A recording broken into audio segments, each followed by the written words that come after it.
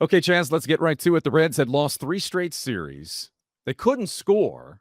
Heck, they couldn't win on Pete Rose night at the ballpark against a miserable White Sox team. So I ask you, Chaz, for the love of Gary Coleman, what did we witness at Great American Ballpark in 3 games against the Cleveland Guardians? I talked to a lot of people about this weekend. Terry Francona and Gavin Lux in particular stressed when the Reds play clean baseball, they win. When the Reds get in their own way, they lose. Lux even said that the Reds have been beating themselves way more than they've been going out and beating other teams, and that's something we've said on this show. But that was reflected in the clubhouse and what they were sharing publicly as well. Add in a splash of Will Benson, add in some heroics from the bullpen when you look at how much they asked from that group, and this was their best series of the season. Man, it was fun. Big crowds, good weather all 3 days, even with the game that was moved up on Friday.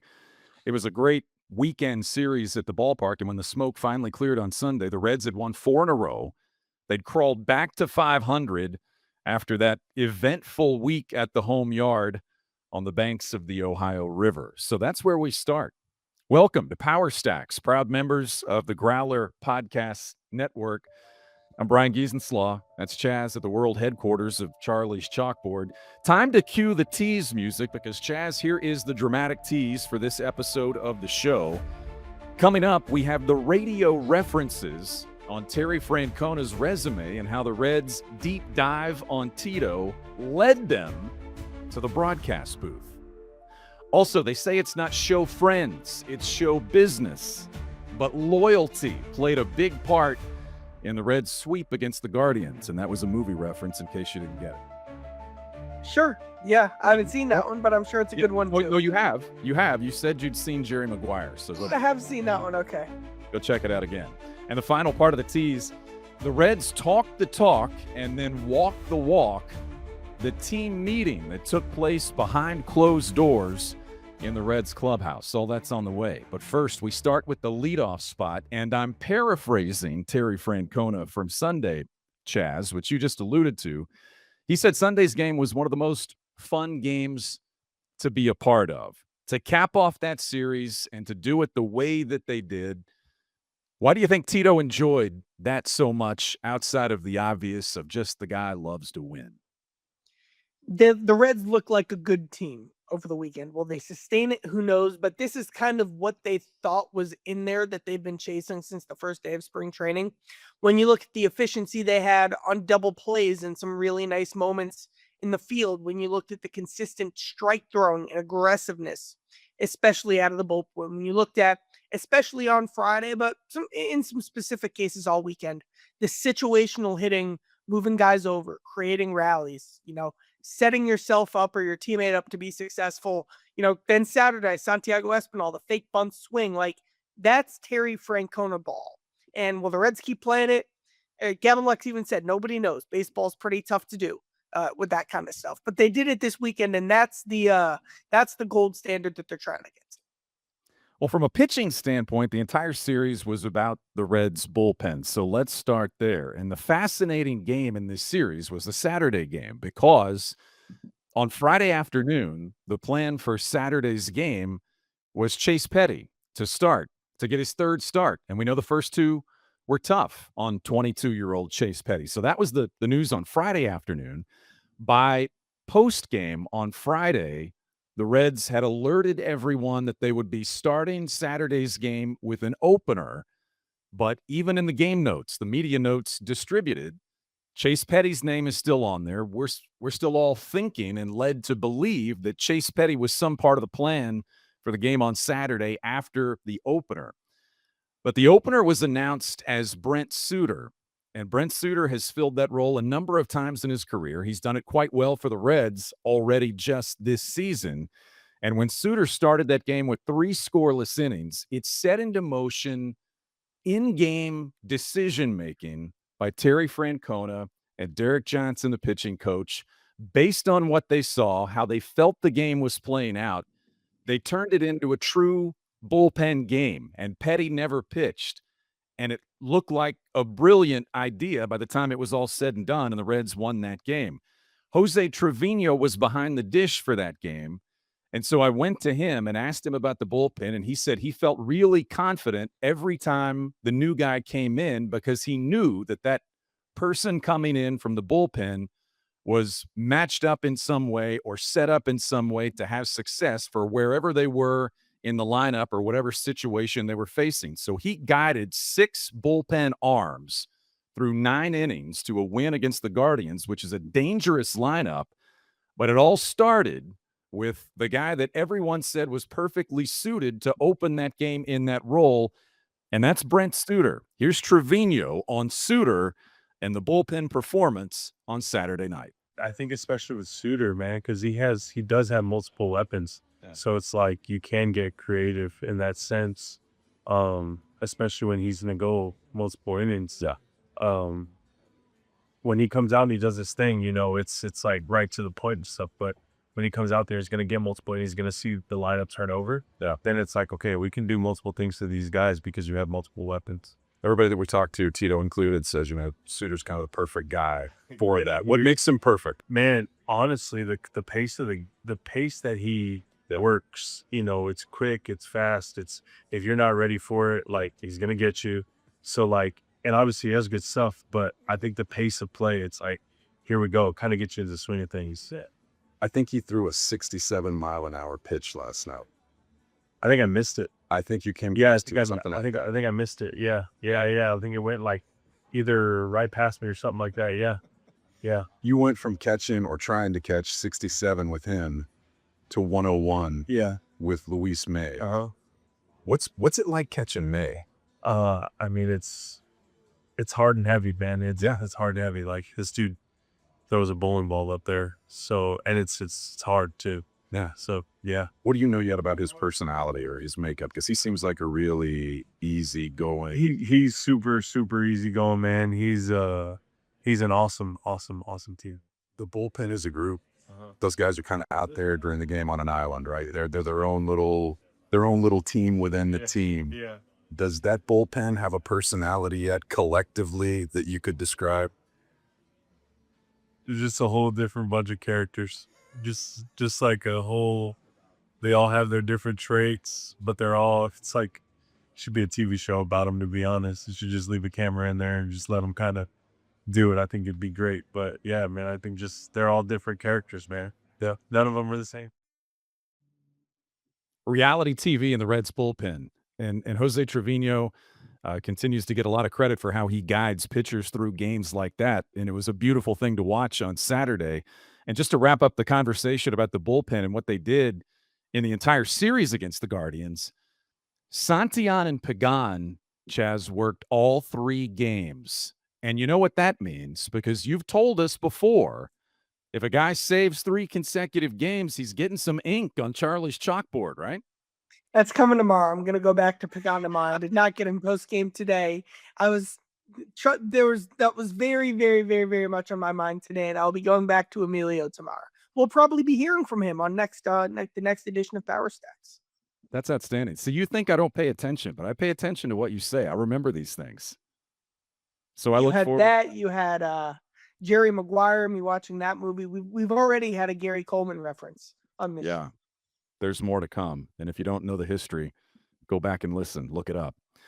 The other story from the series over the weekend against the Guardians, and it feels stupid to say, even identify it as a story, because it was just kind of in everyone's face, the Will Benson thing. And, on Sunday, amidst all those goings on at Great American Ballpark in the series finale for the Reds and Guardians, our friend and our colleague, Jay Morrison, made the observation, and I quote, "The opposite of the SI cover jinx is the Power Stacks bump," meaning Will Benson's comeback tour went from good to otherworldly good only after our Power Stacks deep dive on Benson. Chaz, does that mean we've arrived? Does that mean Terry Francona has taught us that we should not answer such questions, and because just as soon as you say you've arrived, you can have a bad week. So with us, give it some more time, as Francona would say. He doesn't like to say that people have turned corners either. So those have been some behind the scenes lines from Terry Francona. I like it. But about Benson, John Sadak, Yeah. in one of the home run calls, John Sadak, for one of the home run calls on Benson, said the renaissance is real. What did you hear, or what have you heard post game or in the clubhouse about what's going on with Will Benson? Well, first, just a quick thought on this. Like, is this real? All right, the two answers are yes or no. And I guess we'll see, right? If this is real, that changes the dynamic of the Reds for the next several seasons. Not, and this is getting way too far in the front, but the ghost that they've been chasing since Nick Castellanos left was that power hitting corner outfielder. How many times, you probably still want the Reds to trade for Luis Robert. I know he's a center fielder, but essentially he'd be filling that role. And how many names have we seen cycle through this circuit? This year it'll be Austin Hayes. Next year it'll be the next guy that comes in. You've had Tommy Pham, you've had Will Myers, you've had the Reds searching for this guy while corner or shout out to Hector Rodriguez, but outfield specifically in the corners is the weakness of their whole farm. So they need that guy. And if Will Benson is good, like he was in 2023, that will save the Reds $10 to $20 million a year in the free agent market in terms of what they might have to do to get that type of player or the equivalent in prospect value. So, and if it's not real, well, the Reds were in a terrible position, and Benson, even though if it was just 1 week, he still got him out of it. And he'll have a significant piece of the story of the 2025 season, even if it's just this week. So kind of the vibe I got from the clubhouse, getting to your question, people are thrilled for the guy. People are fired up just because they have so much respect and appreciation for the person. I asked Gavin Lux. Here's one of them. He is a new face this year, but even he had great feedback on what this week from Benson has meant to the team. I mean, I think Will. It's hard not to say Will. What he had 5 home runs this week, and pretty much felt like he single-handedly beat the Guardians there by himself. So, he's been working his ass off, and he just shows up to work every day, and he's consistent as he gets, and even killed as he gets. So, Washington, these last few games has been great to see, and he'll get rewarded for how much work he's put in and how he showed up there. Kind of the story is, it's just like what he did in 2023 when he got incredibly hot, capped off by a walk-off against the Dodgers. Do you remember that? I do. Yeah, I do. I was in crushes, but I remember watching it. Fair.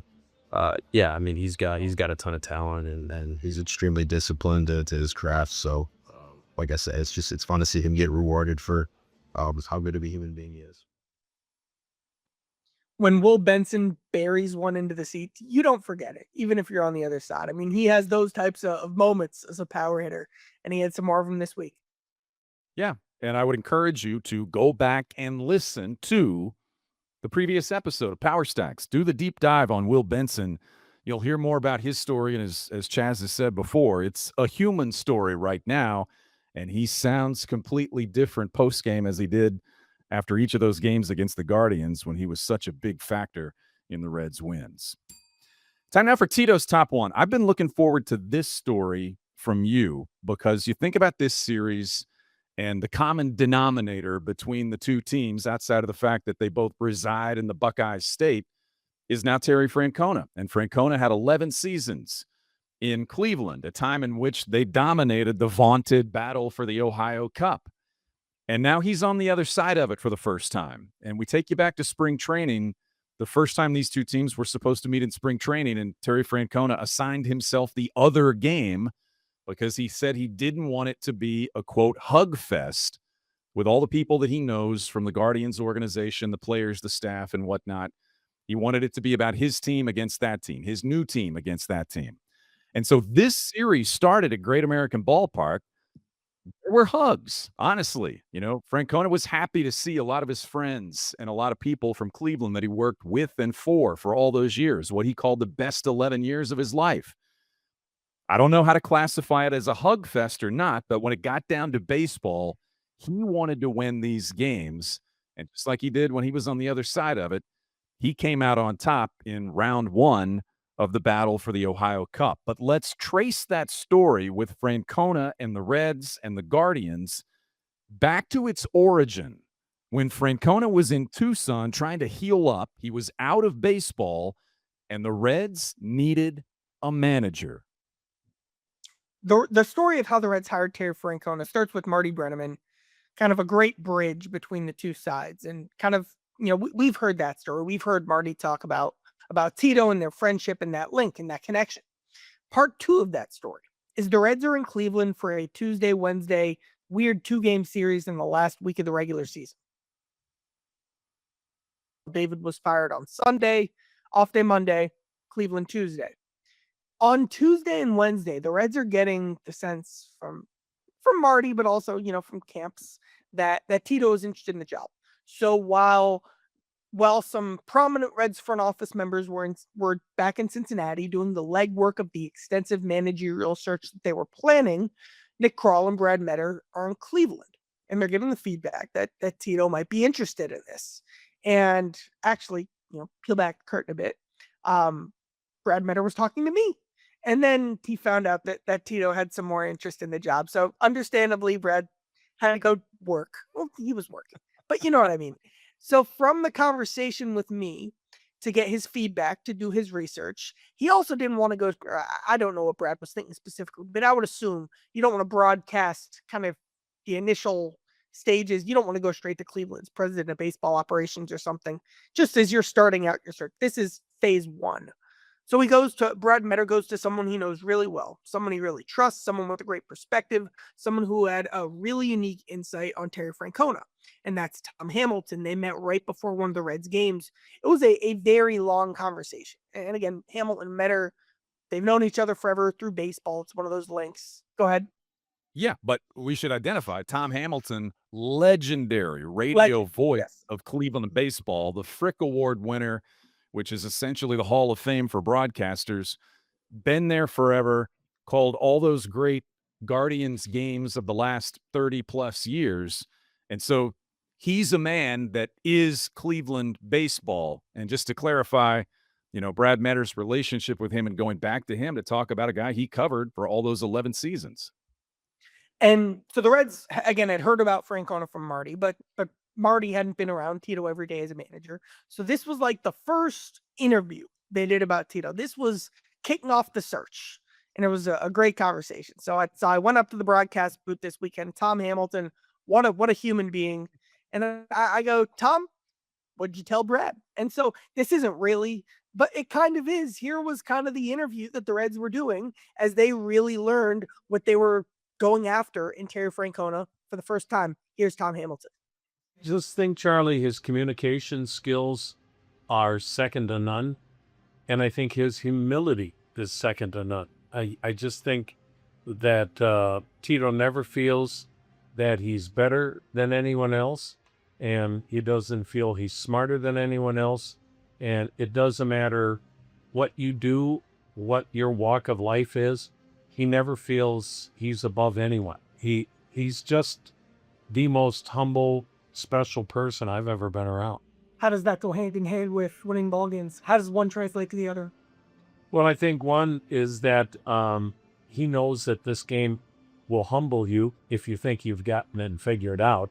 Nobody ever has this game figured out. But I just think his players relate to him so well. There's, Tito's in his mid-60s now, but there's no age gap. He's still 25 years of age at heart. And I just think he can relate with any person in any walk of life, any ethnicity, male, female, you name it. He just connects. Certain people have an ability to connect with other human beings, and he's at the top of the list. And that's why I know how it was in Cleveland. Our players did not want to disappoint him. And when players don't want to disappoint their manager, that means they're going to go all out all the time. And I'm sure it's the same thing here in Cincinnati.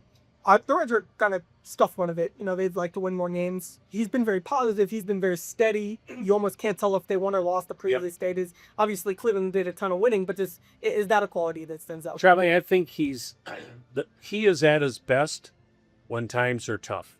He never panics. He never figures that something is hopeless. He always says there's a way that we can figure it out. It might be hard right now because of injuries, but that doesn't mean we can't figure it out and we can't find a way to win.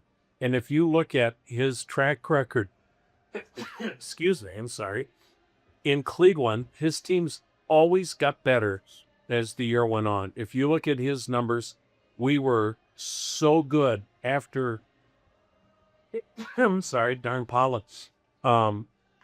We were so good after the All-Star break. We got better every year under Tito as the year went on. It'll be the same way here. So that was basically the first pitch that the Reds got about Terry Francona, and you can understand why they continued with the process now. So I recorded that interview with Tom on Friday. They went on to win the series. Yes, the Reds have to win more. They're still learning about Francona, and he's still kind of putting his stamp on this. But those are the qualities that the expert stressed the most on the Reds manager.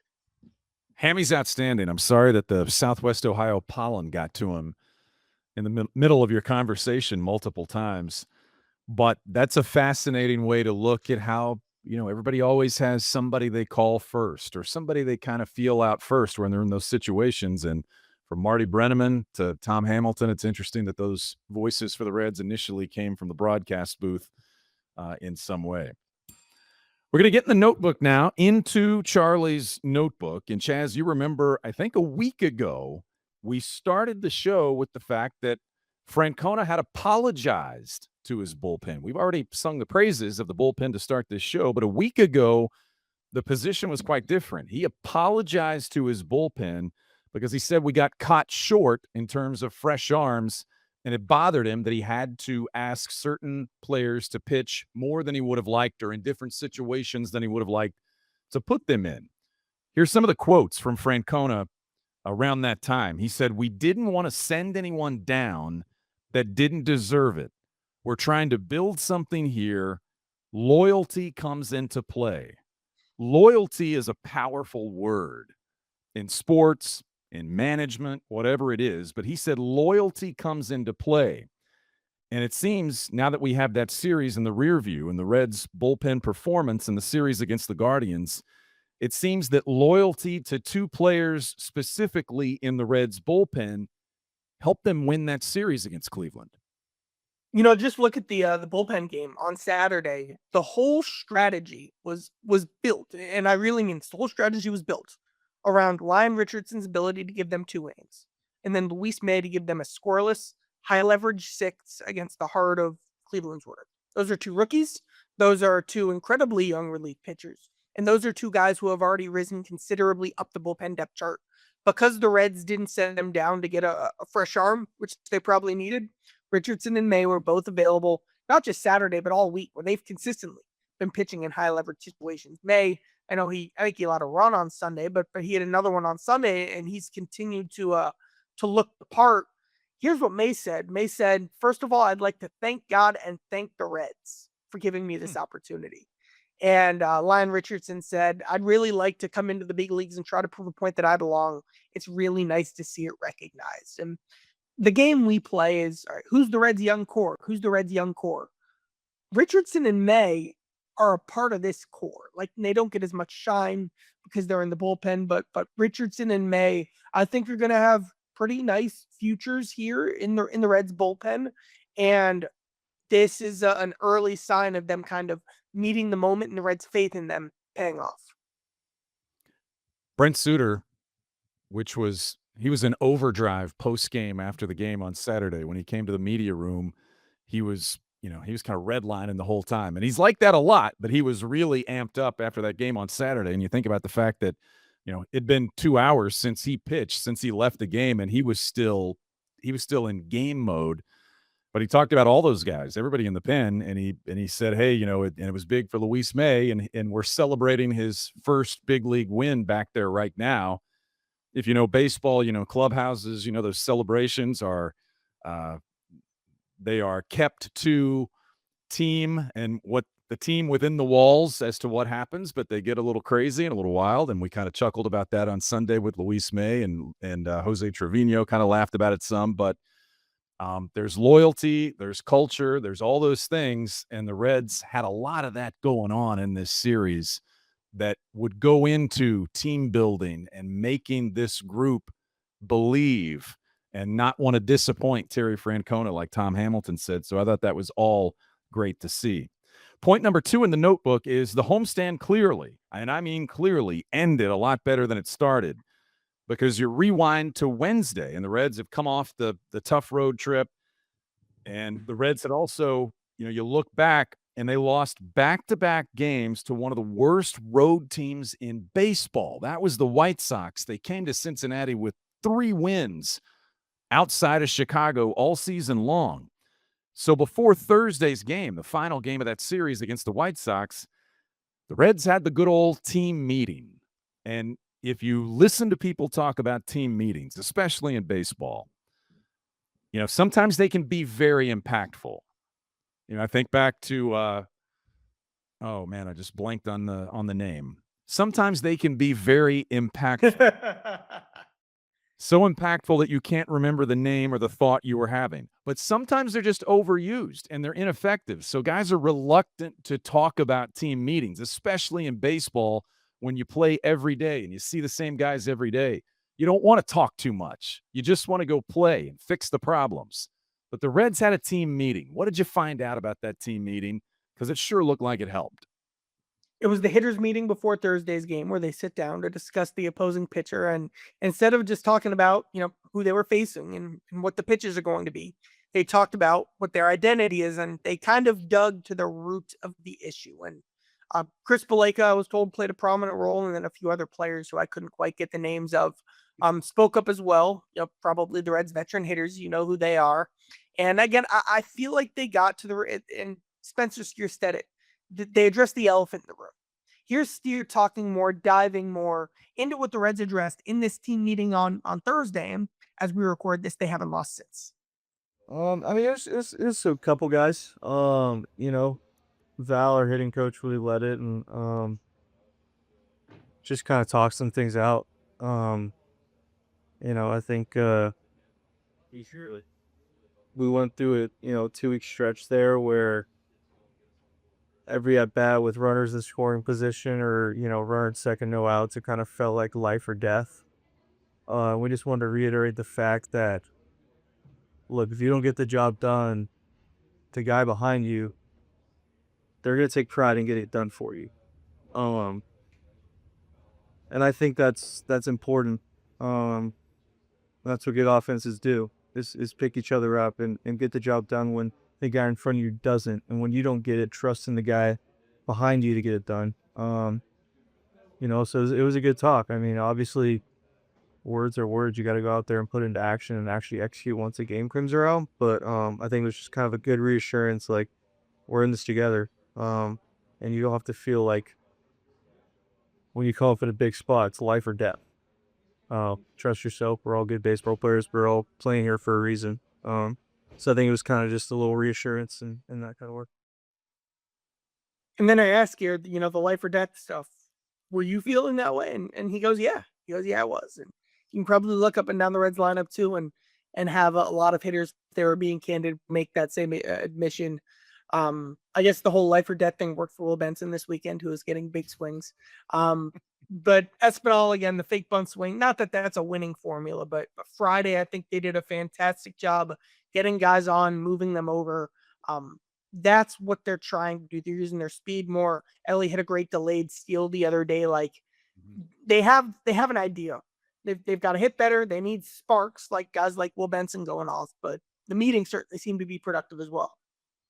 Going back to the Espinal play, Terry Francona said post-game, he's the only guy, or he's the guy we want, or that we would hope would be able to execute that play.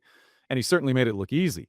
You don't have to hit the ball hard. When the infield is charging in the way that they were on the assumption of the bunt, you just got to put it out there, and it's exactly what he did. Just touched it out there into right field, and it turns into an outstanding play. I talked to Brent Suter about that a little bit, and he said, look, every time in spring training when we had competitions about situational hitting and the situation was laid out and it required, an at bat like that, maybe not that specific play, but that one and others, he goes, every time you look up and it's a competition, Espy won all those competitions. He's just that guy who would come through in those situations and come up with the big play. And he did in the 6th inning, which turned that game on Saturday for the Reds. So back to 500 and back on the road for 3 games. Interesting that it's just 3 games. It's just a short trip to Pittsburgh. It's a Pirates team that the Reds swept back in April, and it's a Pirates team that just fired its manager. Chaz, you're going to be at PNC Park. How does this series for the Reds set up in your mind? You got to keep playing clean, crisp baseball, because the Reds are only going to lose games in this series when they beat themselves. I got very much 2022 Reds vibes from the Pirates. You can almost take Paul Skeens out of it. He's great. He can win any night, except for Sunday when he pitched 8 great innings and didn't win. But that's another podcast for another city.